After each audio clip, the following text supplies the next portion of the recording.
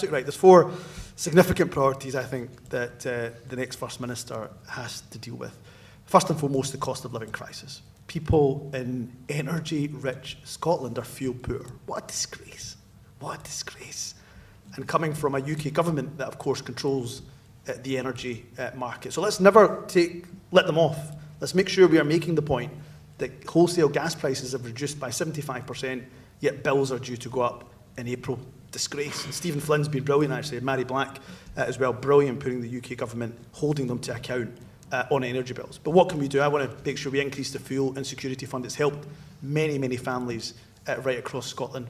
Affordable housing, I think, is key as well. I've put forward a policy announcement whereby we'll be able to buy back those empty homes, and also for holiday homes, and this is largely in rural areas, but it'll affect many other areas too, that we can bring them back into the social rented sector. For second homes and holiday homes, increase council tax on them so we can reinvest into affordable housing. So cost of living crisis, number 1.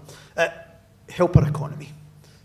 I was in a small business today, and a great business in Irvine, great cafe, Grow Cafe, and they were telling me that they are struggling because of high inflation, high energy costs.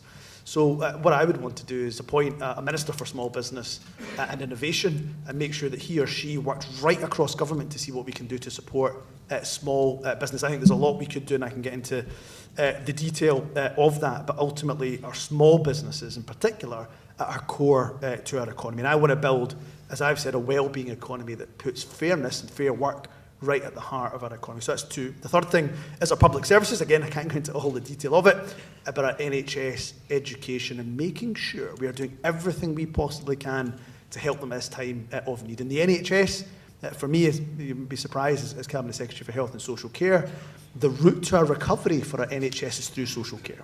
We've got to make sure we continue to invest in social care. We do that, we stop people going in the front door of the hospital, and we get them back out the back door of the hospital as quickly as we can. I can say a lot more, but I know we've got to be brief. The 4th point is climate change.